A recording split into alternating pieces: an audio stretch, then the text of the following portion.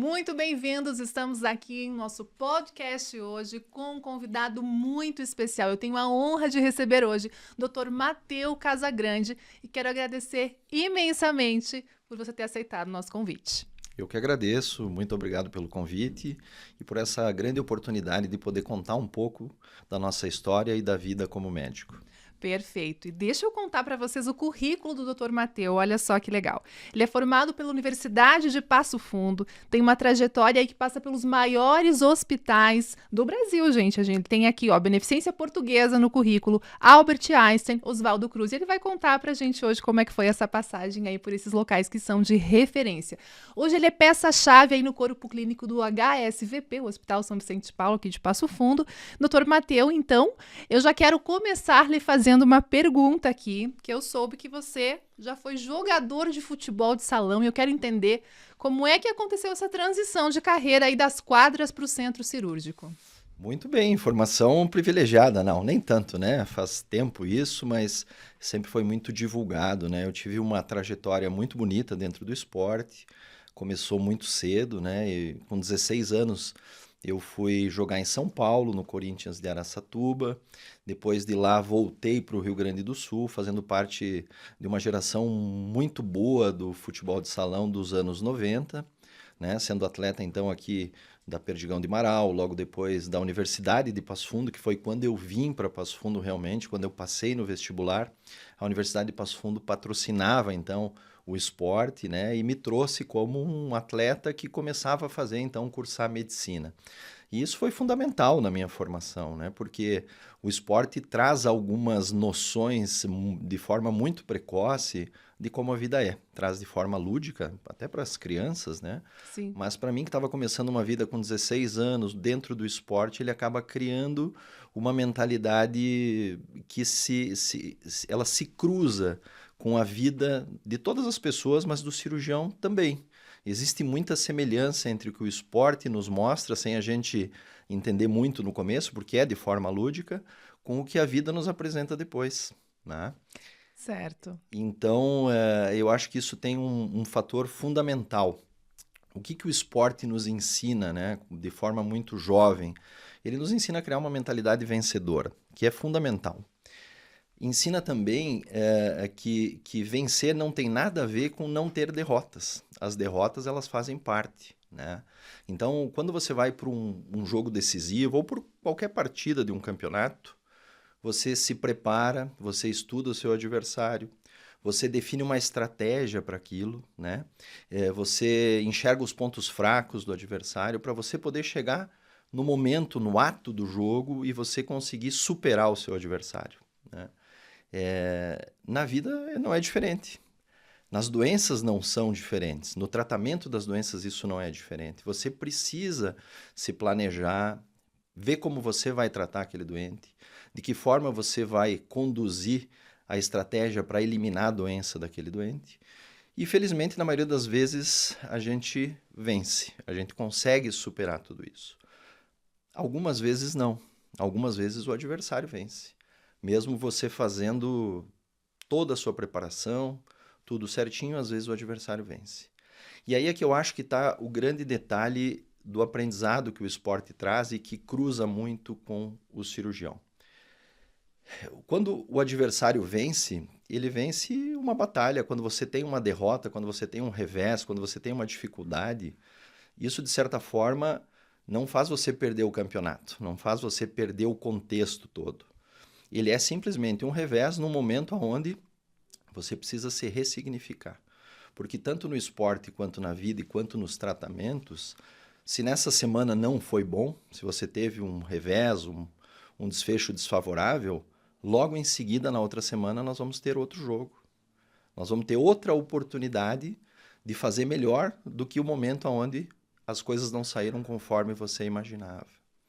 Então, esse contexto trazido para a vida da gente, ele é de extrema importância, porque você consegue se ressignificar, isso o esporte me ensinou, né? Você consegue se ressignificar na derrota.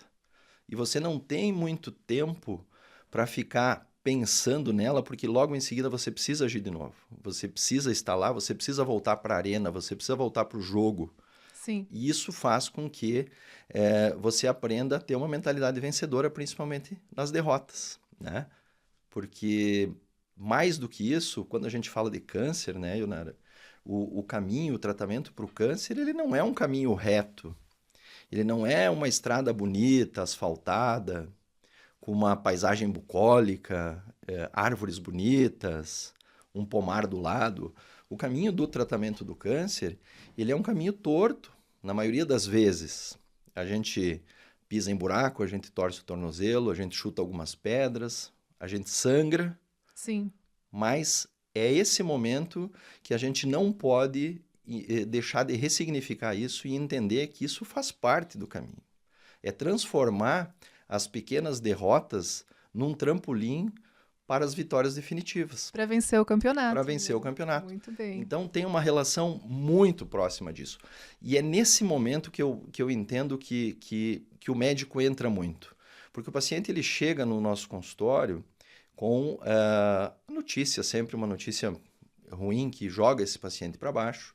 E no momento em que as dificuldades surgem no caminho, a gente precisa ter a maior força psicológica do paciente para seguir, para não se desvirtuar, para não abandonar o caminho, para não pegar uma estrada que não tenha um futuro de chegada como a gente traçou. Então, no momento que o médico consegue entender a questão psicológica do paciente e o paciente se entrega mesmo para que o médico possa conduzir o tratamento, a gente consegue mostrar que a estrada é assim. Porque a doença, ela, às vezes, para pessoas que psicologicamente se abatem com ela, ela tem a capacidade de, numa primeira dificuldade, tirar o paciente de cena. O paciente mesmo diz, olha, não deu certo, isso não é para mim, ou infelizmente o câncer vai me sucumbir, eu estou enxergando que eu não vou dar conta, ou que eu vou morrer, como a gente ouve com certa frequência. E às vezes isso é um primeiro obstáculo, é aquela pequena derrota que você tem que transformar ela para que ela possa ser o impulsionador da vitória definitiva, de você ganhar o campeonato e não simplesmente um jogo. Então essa relação do esporte com a vida real, principalmente com a vida do cirurgião, ela é fantástica. Ela é realmente onde as coisas se cruzam e eu fui aprendendo isso muito cedo, com 16 anos, sofrendo com as derrotas, talvez não querendo mais jogar, com algumas derrotas importantes, e fui aprendendo, até que a vida me colocou na medicina com esse contexto. Perfeito. E essa, inclusive, é a nossa próxima pergunta. A medicina era algo de berço? Você se imaginava criança já sendo médico? Ou você gostaria de ter continuado dentro de uma carreira mais como atleta? Como é que a medicina surgiu na tua vida? Desde quando você sabe, ou ama, ou tinha certeza que você queria ser médico? Sim, a medicina, na verdade, ela surgiu num contexto familiar. Eu já tinha alguns familiares que eram médicos e atuavam na cidade que eu morava, que é a cidade de Marau, quando muito jovem, e sempre ouvia o quanto de bem esses meus parentes médicos faziam para a população, né? Então era uma cidade pequena que tudo que acontecia na cidade, a mãe comentava em casa, o pai comentava, e a gente sempre sabia que eles estavam fazendo coisas muito boas, que transformavam a vida das pessoas. E isso foi me cativando, né? Isso foi me direcionando para que eu quisesse imitar ou ser daquela forma, que eu pudesse fazer coisas que para as pessoas fossem transformar a vida delas, ou eliminar sofrimentos, ou ser amparo, né? Muitas vezes, quando nós tínhamos alguma notícia ruim na família, quem vinha dar notícia ou quem vinha consolar era sempre o médico que era o meu tio, o médico mais velho, que tinha todo um jeito para falar. Então aquilo tudo foi me cativando e eu muito cedo eu já tinha definido que eu queria ser médico, mesmo, enfim, de forma até precoce, né? Mas eu nunca pensei em outra profissão porque eu tinha um exemplo muito solidário, um exemplo de muitos benefícios causados por pessoas que já eram daquela área. Então nunca me enxerguei de outra forma. Perfeito. E depois da graduação veio a escolha da especialização e hoje você é cirurgião. Como é que a cirurgia aconteceu na tua vida? Eu acho que, para mim, a medicina é cirurgia, né? Eu não conseguia ver a medicina como uma forma de você dar remédio para as pessoas, simplesmente entregar um comprimido e esse comprimido resolver o problema. Hoje, enfim, na área que a gente atua, os remédios são fundamentais. Hoje a gente não consegue atingir grandes taxas de sobrevida e de cura sem as medicações oncológicas. Mas, para mim, a medicina era você poder transformar fisicamente a doença, né? Tirar a doença.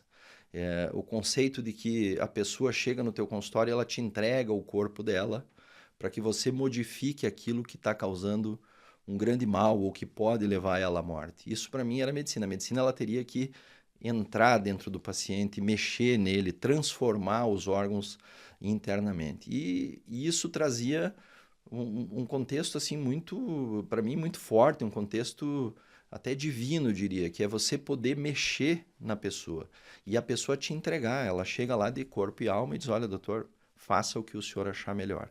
E você poder fazer isso, para mim, a única coisa que pode fazer isso exatamente é a cirurgia. Então, eu sempre me vi também como uma especialidade cirúrgica e não como uma especialidade clínica de consultório, né? Embora todas elas são extremamente importantes na medicina, mas a cirurgia, para mim, é o que mais me comove, assim, e o que mais me motiva. Certo. Muito bem. E a gente vê aqui no teu currículo, doutor, então, a tua passagem aí pelo Beneficência Portuguesa, o Albert Einstein, o Oswaldo Cruz, que são hospitais de referência. Eu gostaria de começar pela questão da formação em cirurgia digestiva e geral, lá no Beneficência Portuguesa. Me conta um pouco dessa especialização e dessa oportunidade. Bom, eu quando finalizei a faculdade aqui em Passo Fundo, eu acabei então passando na residência aqui. Comecei um mês aqui a residência e aí passei em São Paulo, na residência da Beneficência Portuguesa. Na Beneficência Portuguesa era um hospital muito grande, né, de São Paulo, e tinha lá o que eu já imaginava que eu gostaria muito de fazer, que eram as doenças de fígado, de vias biliares, e era um hospital eminentemente de transplante, né? Então a Beneficência Portuguesa, na época, era o maior hospital em volume de transplante, um hospital público-privado, não só público, né? Mas na América Latina era um dos grandes hospitais em volume. Então a escolha da Beneficência Portuguesa foi já pensando na especialidade. Eu fiquei por 5 anos na Beneficência Portuguesa, né, fazendo toda a formação, né? E depois, então, eu fiquei mais 4 anos, 2 anos fazendo um fellow, né, na área, então, sequencial de transplante, e depois mais 2 anos ainda trabalhando como médico assistente das equipes de transplante nesses hospitais que você citou.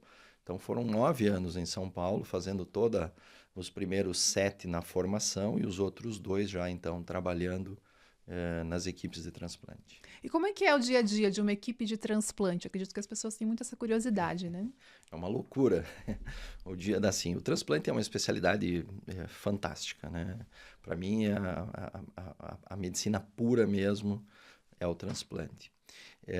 O transplante ele é tão lindo, tão maravilhoso, que ele começa com um ato fantástico, que é a doação, né? Então, a doação, não existe transplante sem doação de órgãos. E a doação, veja, as famílias no momento de maior dor, de maior dificuldade, quando você perde um ente querido, eles acabam transformando o sofrimento em altruísmo, né? Eles acabam transformando o sofrimento em esperança para outras pessoas. Para pessoas que eles nem conhecem, né? Então a doação é uma doação anônima que uma família faz. Então, o fato de começar assim, ele já é sublime, né? Uma coisa fantástica. Depois disso, então, vem a captação dos órgãos. Então, as equipes de transplante, elas não têm dia, elas não têm hora, elas não têm noite, elas não têm nenhum outro comprometimento que não seja estar pronto 7 dias por semana, 24 horas por dia, para poder resolver essas questões quando a gente era chamado. No estado de São Paulo, era um volume absurdo de captação. É uma cidade gigante, com, enfim, muitas notificações para transplante. E os órgãos, eles têm um tempo de que a gente chama tecnicamente de isquemia, né? Que é quando ele pode ficar fora de um corpo, entre sair de um corpo até entrar no outro. Cada órgão tem um tempo, né? Por exemplo, o coração são 4 horas. O fígado, 12 horas, em torno de 10 a 12 horas. Então, quando você vai fazer a captação, você tem uma série de situações de muita adrenalina, de uma logística muito grande. Por muitas vezes você precisa de aviões, de helicópteros, né?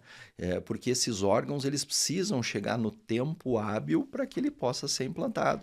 Então imagina, você saía de São Paulo, ia para Marília, ia para Araçatuba, que são 5, 6 horas de viagem, chega até lá a equipe de captação, faz a cirurgia no doador, volta para São Paulo e tem que estar começando a outra cirurgia para ser implantado esse órgão. Todo esse prazo tem que dar 12 horas. 12 horas esse órgão precisa estar funcionando e, olha, de preferência, quanto menos, melhor o funcionamento. Se for um órgão com menos tempo, 4 horas. 4 horas é um coração, só se submete, ou se você faz no mesmo hospital a retirada e o implante do coração, ou em hospitais muito, muito próximos com o auxílio de um helicóptero, né? Chega no heliponto de um hospital, recebe o órgão e transfere para outro hospital para que possa dar certo. Então isso tudo tem muita adrenalina, né? Uma equipe de transplante ela vive uma adrenalina extrema, com uma logística muito organizada, com suporte, porque na época, por vezes, o estado de São Paulo tinha o maior número de transplantes e começou a receber órgãos de fora do estado, em locais onde não se fazia transplante. Então, por vezes, por exemplo, eu já fui captar um órgão em Belém do Pará. Saía de São Paulo, ia buscar o órgão e voltava, né? Sim. Espírito Santo, Santa Catarina. E aí, as empresas aéreas, numa grande parceria com o Ministério da Saúde, forneciam assentos, obviamente gratuitos, para que as equipes de transplante, nesses voos mais distantes, pudessem ir. A FAB, a Força Aérea, também. Às vezes, a gente ia, ao invés de ir para o aeroporto, a gente ia para a base aérea, né, do lado do aeroporto de São Paulo, para pegar voos menores, subsidiados pela FAB, para poder fazer com que o transplante acontecesse. E nisso tem histórias lindas, assim, maravilhosas, e tem histórias tristes também, porque na época que nós estávamos em São Paulo, uma equipe de transplante de Minas Gerais, num helicóptero, acabou caindo, e essas pessoas, em busca de salvar outras vidas, acabaram falecendo. Um grupo de urologistas na época. Muito perrengue também. Às vezes você está num voo da FAB, que é um avião pequeno, com chuva, de noite. Uma sensação bem... que às vezes até um pouco de medo de tudo isso. Imagino. Né? Helicóptero, enfim. Mas é muito, muito bonito tudo. E o implante, aí sim, né? Quando você... tem a doação, tem a captação, e quando volta para o implante, aí é que o processo todo ele se torna concluso. No momento que você implanta um órgão e tira um órgão doente de uma pessoa e vê esse novo órgão reperfundindo, voltando a ter sangue, voltando a funcionar, aí você entende que todos os sonhos, todos os anseios daquele paciente, eles realmente vão poder voltar a existir. Então, é lindo. O transplante assim, é uma especialidade difícil, cansativa, exige muita técnica, dedicação, empenho, muito suor, muito sangue, a gente diz, sangue da gente, né? Sim. Mas ele compensa tudo. Que legal, que experiência incrível, né, pessoal?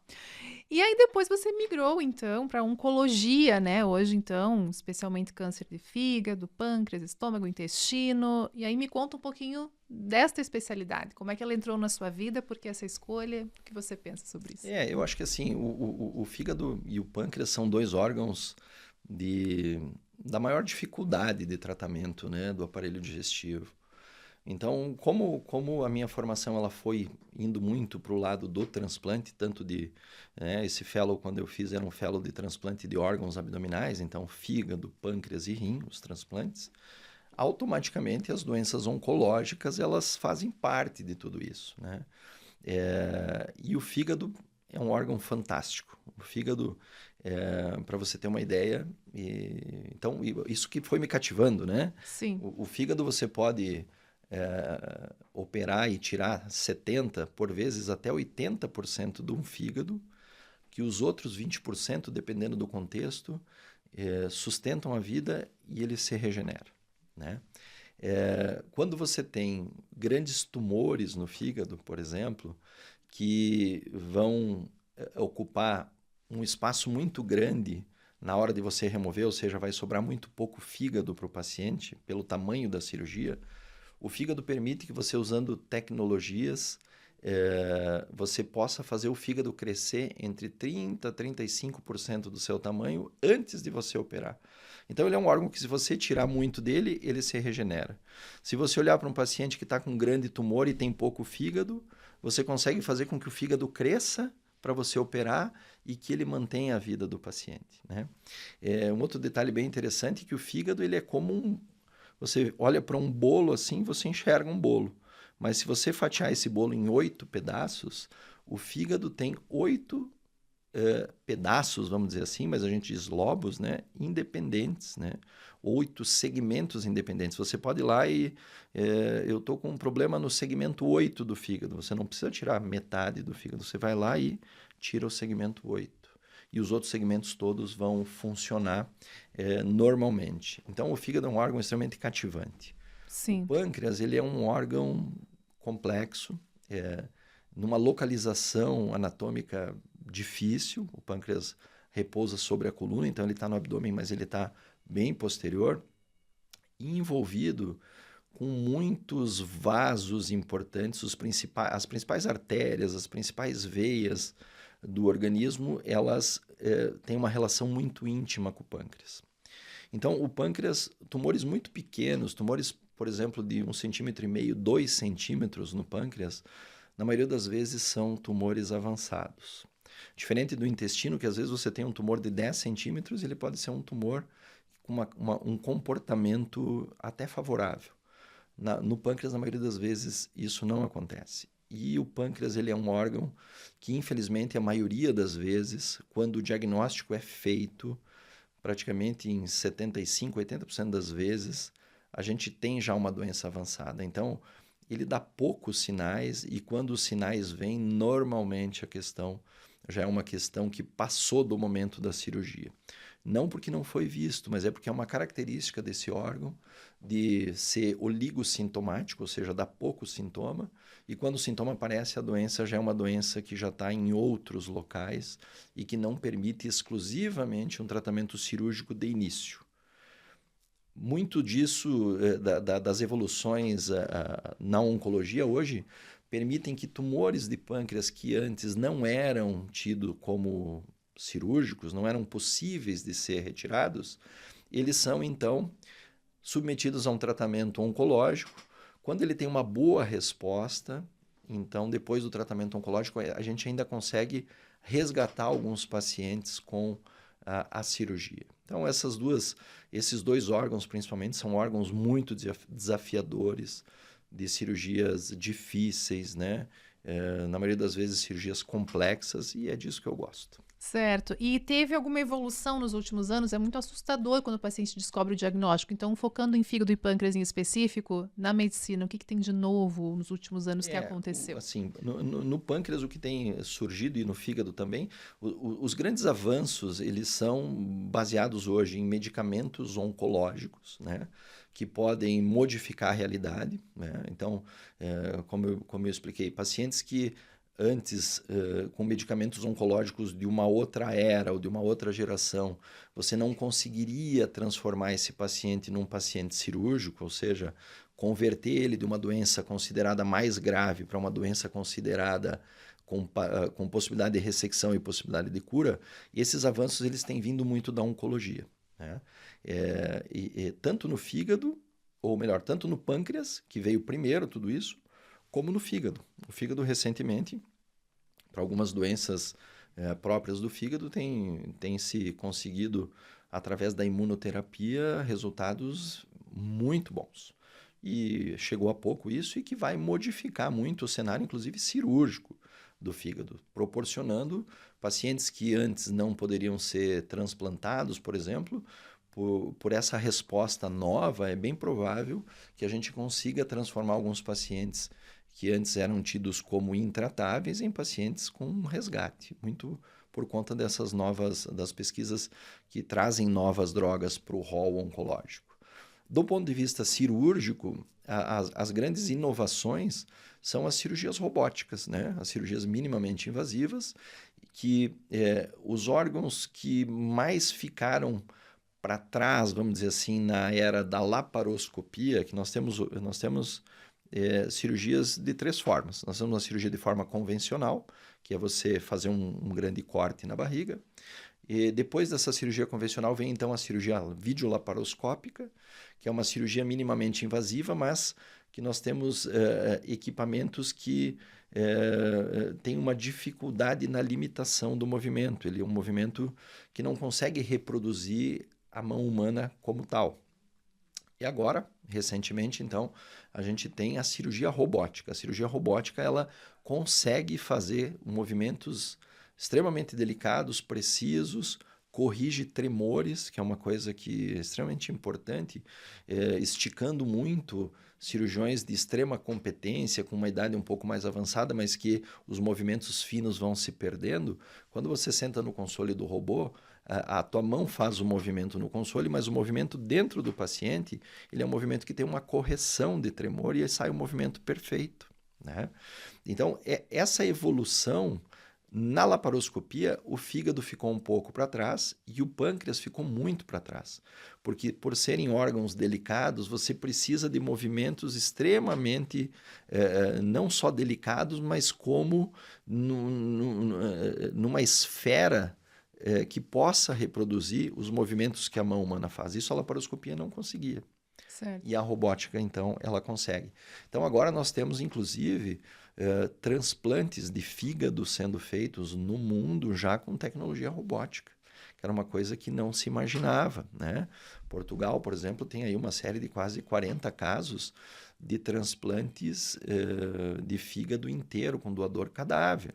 Transplantes intervivos, onde um familiar doa para outro, tem sido já difundido também no mundo o transplante de fígado robótico. Então, essas tecnologias, elas trouxeram para cirurgias de grande porte e cirurgias complexas uma facilitação para poder transformar essas grandes cirurgias que antes só se fazia de forma aberta em cirurgias minimamente invasivas também.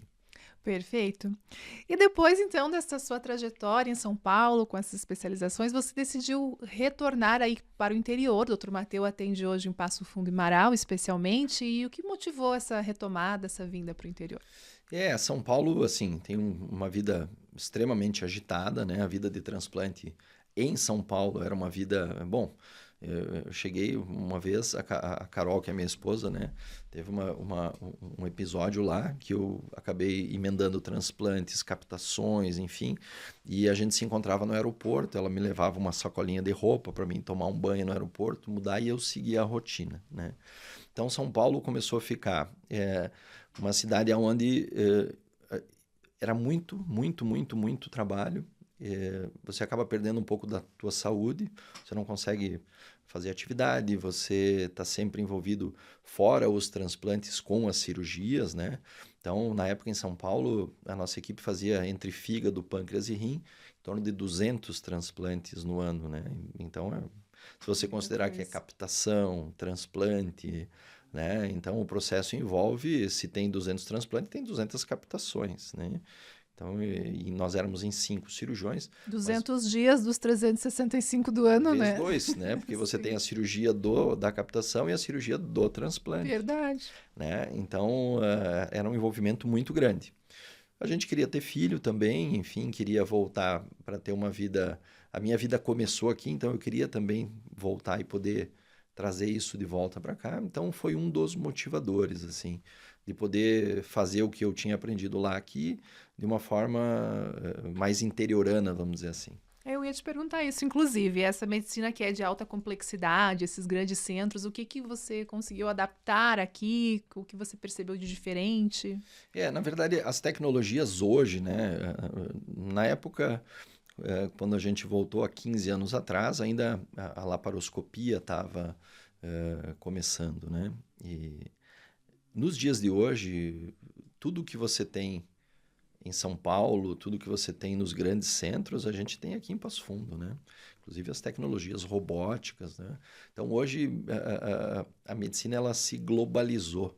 tanto nas informações, né, que hoje facilita muito, né? Você tem acesso a discussões no mundo inteiro, semanalmente, onde você consegue trocar informações com colegas de altíssima especialidade no mundo inteiro, como também as tecnologias. Então, hoje, a gente tem tudo aqui, consegue fazer tudo. A diferença daqui para grandes centros é os volumes, né? Os grandes centros têm um volume, como eu te falei, muito grande. Mas aqui também, por ser uma região de referência, né? Passo Fundo é uma cidade que tem uma região abrangente aí em torno de 2 milhões de habitantes, que acabam drenando todos para cá. Então, a gente consegue fazer um grande centro de referência com alta tecnologia e com excelência em resultados. Perfeito, doutor. Você também foi preceptor do Hospital São Vicente, aí com os alunos da residência até 2018. Como é que foi essa experiência aí em relação ao ensino na tua vida? A gente, logo no começo, então, fiz parte da residência, né? E eu acho que, assim, o ensino, ele é fundamental, você passar os conhecimentos. E, ao meu ver, ele tem uma característica, o ensino é melhor para quem ensina do que para quem é ensinado. Então, o ensino ele te mantém constantemente atualizado, você está sempre em contato com pessoas jovens que querem muito absorver informação e tem uma necessidade de buscar informações diferentes e te trazer as dúvidas e te trazer as angústias, e isso te motiva, isso te faz sempre estar conectado e buscando as informações. Então, o conhecimento passado dessa forma, ele é uma via de mão dupla. Você ensina e ao mesmo tempo que você ensina, você está estudando e você segue aprendendo. Então, foi uma experiência fantástica. Muito bom. A gente pode dizer hoje, doutor, que um paciente que tem algum tipo de câncer aqui mais dentro da tua área, né, complexo do aparelho digestivo, falamos de fígado, de pâncreas, hoje, ele estando aqui no interior, ele tem o mesmo acesso a tratamentos que um paciente em São Paulo? Tem o mesmo acesso. Não há dúvidas, né? Todo o rol de tratamentos para esse tipo de situação, desde as situações mais simples, que são cirurgias simples para o fígado, né? Cirurgias menos complexas, até as cirurgias mais complexas, que seriam um transplante de fígado para doenças graves, aqui em Passo Fundo se faz. Então, Passo Fundo não perde em nada. Passo Fundo é realmente um centro que está muito conectado com tudo o que acontece no mundo inteiro, não exclusivamente em São Paulo. E todos os tratamentos, não só na minha área, na cardiologia, na oncologia, né? No câncer infantil, na hematologia, que são coisas extremamente importantes, o Passo Fundo sempre esteve na vanguarda e se mantém assim, né? Que isso é, sem dúvida, de extrema importância para toda a região. Certo. E lidar com câncer, doutor, em oncologia, é lidar com notícias difíceis. E eu queria entender o teu lado humano, além do doutor Matteu, como é que você lida com esses cenários? Assim, as notícias difíceis são o nosso dia a dia. Então, eu sempre digo que você transmitir uma notícia difícil, primeiro, essa notícia ela não é uma sentença, ela é um momento da vida daquele paciente. A vida das pessoas, o câncer não é a vida das pessoas. Ele faz parte de um momento da vida das pessoas. Perfeito. Para a gente que acaba dando essas notícias, então você tem que ter a sensibilidade de estar vivendo junto àquele momento, porque isso, tratar câncer precisa de uma conexão, o médico e o paciente precisa sentir que o médico está de corpo e alma ali presente, né? Precisa ter essa conexão, não tem tempo para falar isso, não pode estar com pressa, você não pode ter pensando que tem outro paciente para você atender. A consulta de câncer ou de um paciente que está com problema dessa forma, ela exige muito da capacidade do médico se conectar com isso. Porém, o médico pode se conectar com isso, mas não deve sofrer o sofrimento do paciente. Que aí entra essa questão de você poder ser médico sem você sofrer tudo aquilo, porque você vai ter que tratar. Então, essas questões de empatia, onde a gente acaba sofrendo junto com o paciente, é uma questão que o médico, com o tempo, ele aprende a trabalhar. O médico que tem uma característica mais humana, no começo da vida, a gente sofre muito com os pacientes e agrega esse sofrimento. Para você tratar bem um paciente, você tem que sentir o que ele está sentindo, se colocar no lugar dele, mas saber que aquele sofrimento você não pode trazer para ti, para tua família, que é uma outra esfera. Isso te torna mais racional para fazer os procedimentos que você tem naquele paciente.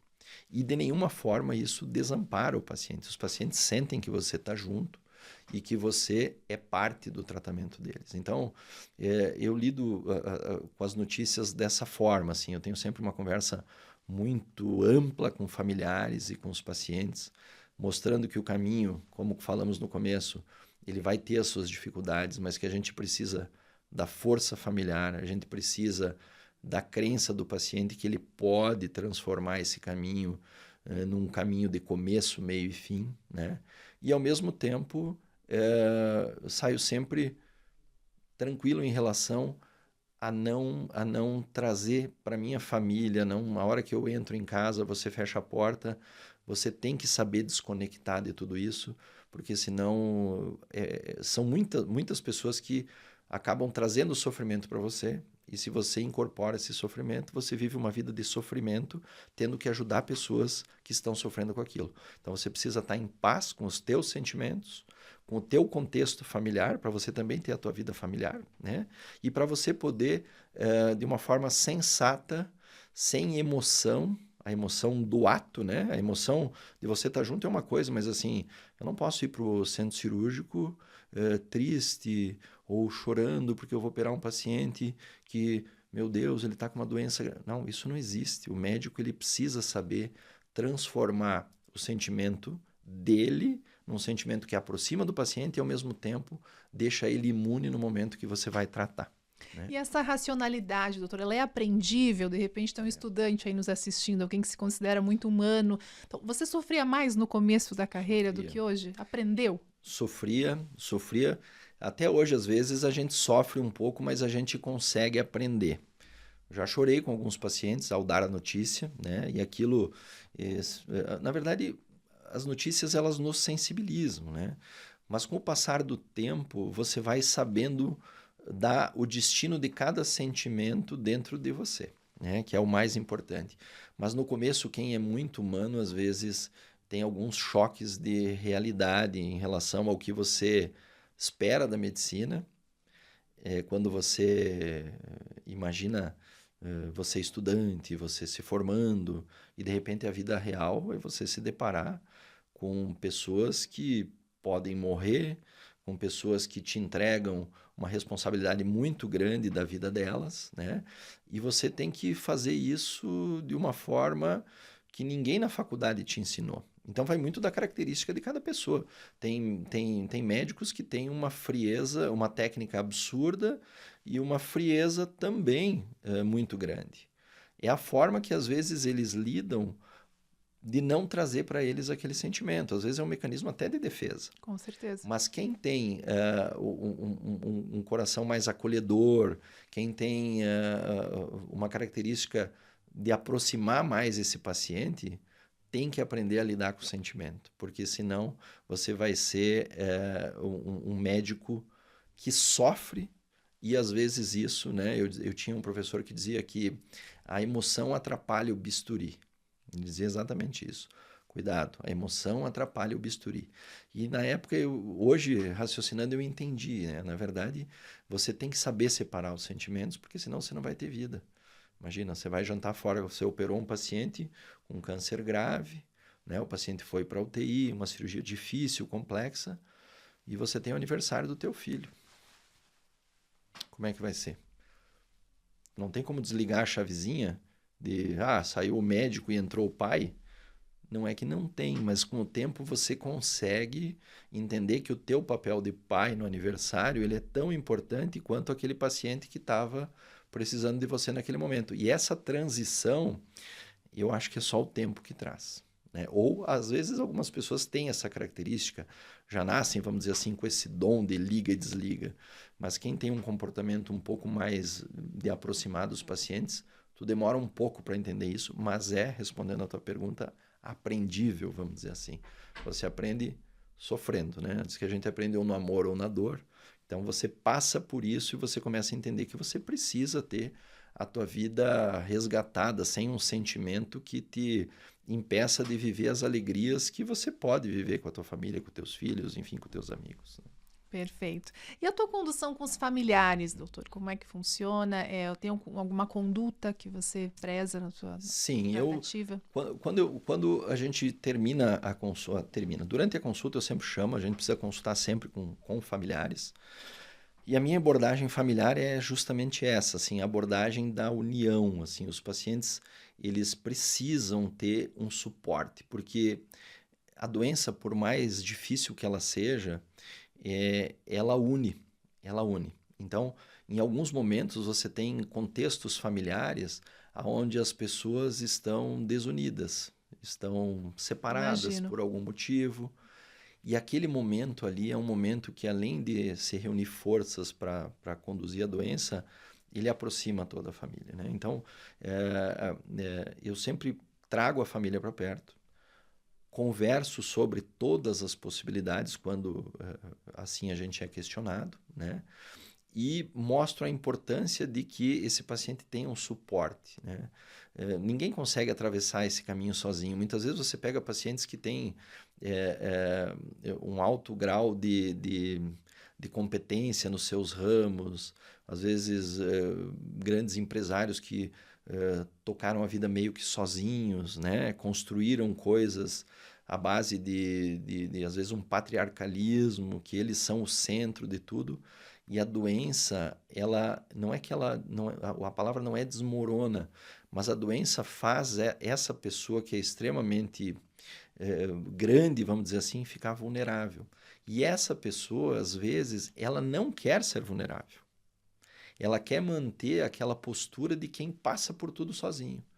E é extremamente importante que nessa conversa a gente consiga conectar os familiares, os filhos, para que essa pessoa também entenda que nesse momento ela precisa ser um ser humano que precisa do apoio psicológico de outros.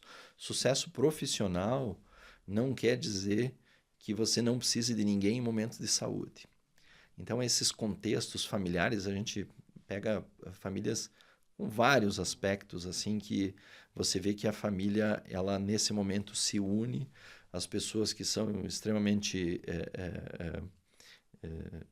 A mais autossuficiência. mais autossuficientes, elas voltam para trás um pouco e conseguem entender. Quem consegue se conectar dessa forma, a gente tem um caminho melhor.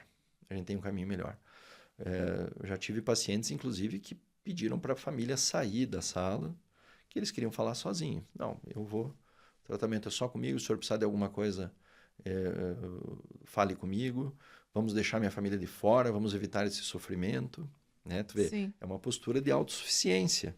E isso, por mais que seja a rotina da vida dessa pessoa, naquele momento não pode ser. Então, claro que a gente respeita os limites familiares todos, né? Mas tu tem que sentir isso e trazer essa força familiar para dentro. Porque ele sozinho é um paciente. O paciente com família, com acolhimento, com equipe médica que entenda exatamente como isso acontece, os percalços do caminho, as dificuldades, ele está começando o caminho. A gente já conduziu vários pacientes ao longo do caminho. Então a gente sabe que nós vamos ter alguns problemas na frente que eles vão precisar de um apoio. E esse apoio é nessa conversa familiar, é nessa condução, é desmistificar algumas coisas, é aproximar outras, né?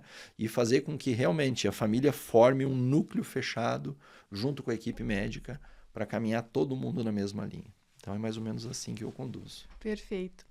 E existe, doutor, existem algumas regras de ouro em relação à prevenção para quem está nos assistindo? A gente tem visto casos, né, cada vez mais comuns, aumento de casos, pacientes jovens. O que você recomenda? Olha, existe sim. A prevenção, na verdade, a grande palavra é essa, prevenção. O que eu digo sempre é assim, no consultório. Você nunca pode esperar que uma doença inicial de câncer, que são as doenças curáveis são as iniciais, né? Tudo que a gente quer é um diagnóstico precoce. O que muitas vezes os pacientes não entendem? A doença inicial, vou usar um exemplo do estômago. A gente não pode achar que um câncer de estômago inicial comece com uma hemorragia, com uma grande massa abdominal. As doenças iniciais começam com sintomas comuns. Uma doença de estômago ela pode ser silenciosa ou se manifestar através de uma azia. Quem define isso, se isso é um problema maior ou não, é o seu médico.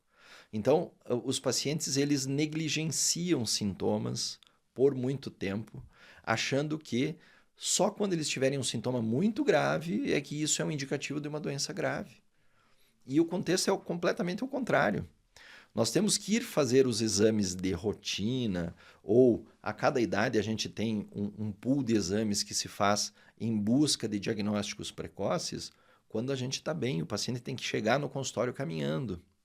Ele não pode chegar já com dores muito estabelecidas, de longa data, sem ter sido investigadas. Ele precisa chegar no momento onde ele tem uma pequena dor, que é diferente daquilo que ele estava sentindo, e ele precisa investigar.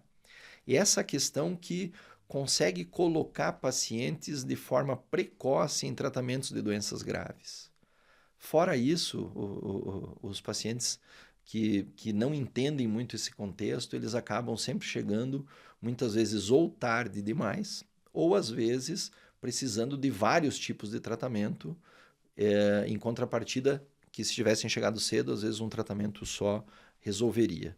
As mulheres são muito mais dedicadas do que os homens. Sim. Os homens não, né? Os homens, assim, só vai quando dói, só vai quando tem alguma coisa muito grave, senão eles ficam conduzindo a vida deles como se nada tivesse acontecido.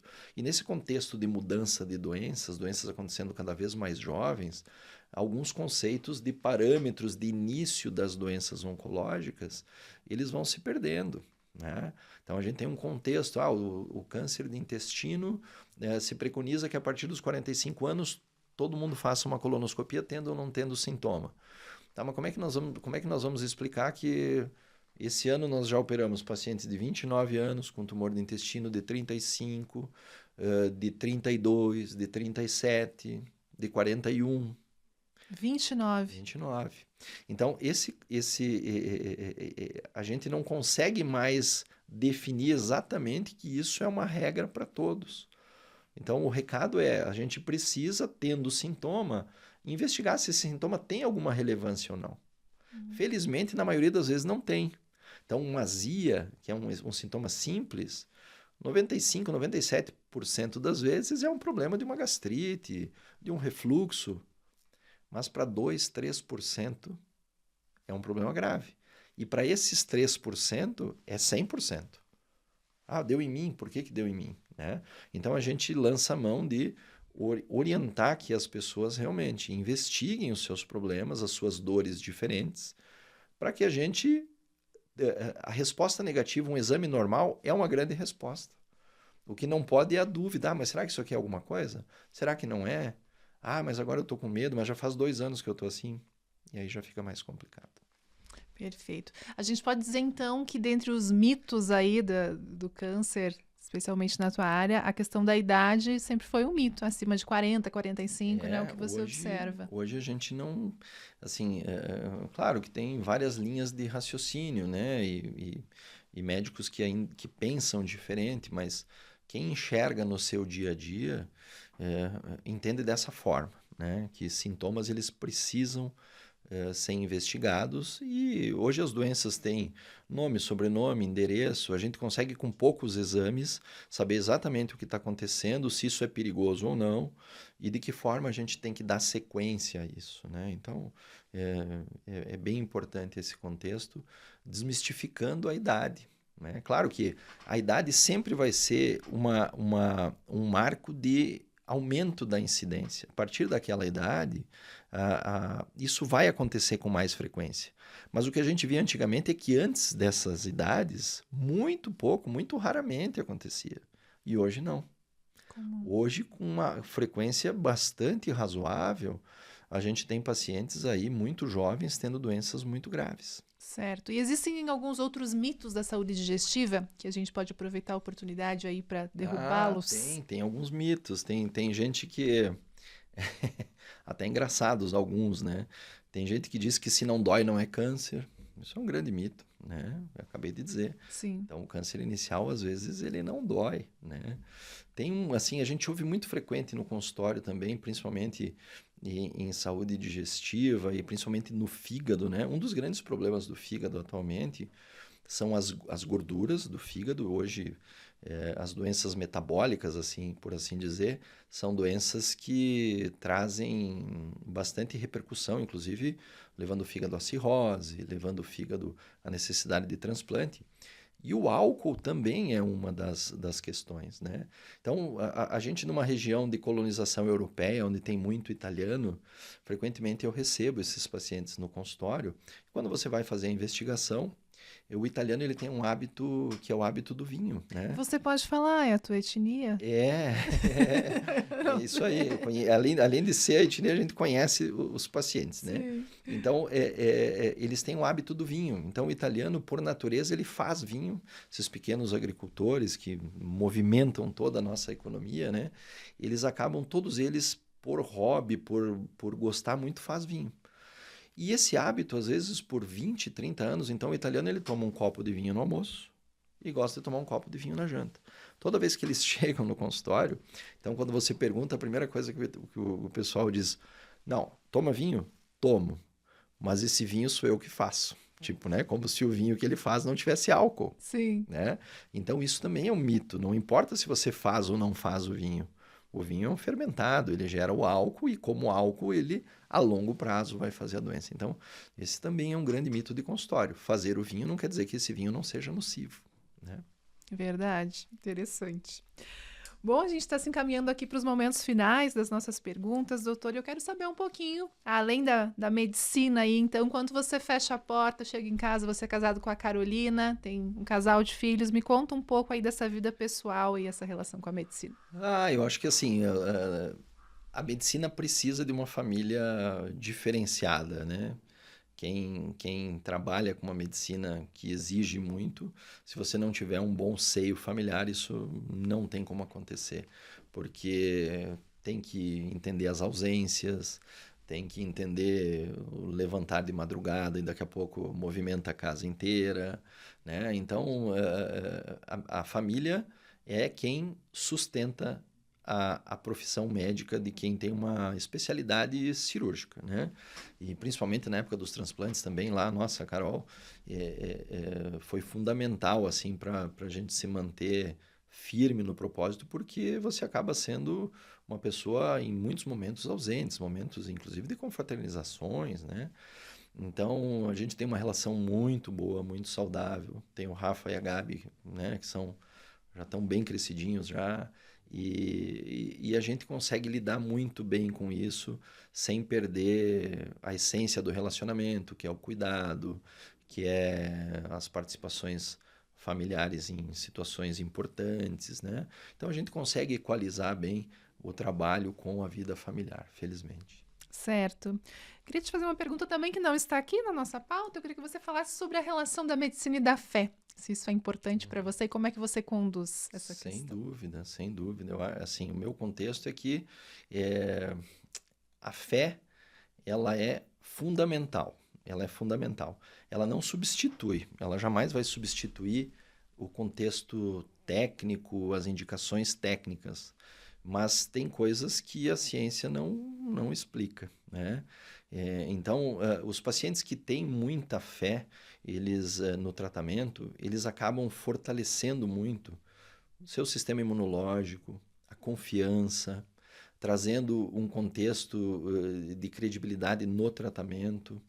Então, uma coisa é você pegar um paciente descrente para tratar, e sempre que a gente identifica isso, a gente tem que tentar transformá-lo num paciente que tem a crença de que as coisas vão dar certo. Mas quando você pega um paciente com fé, essa semana eu operei uma senhora, assim, um alto nível de intelectualidade religiosa, assim. entendendo tudo, sabendo que tudo ia dar certo.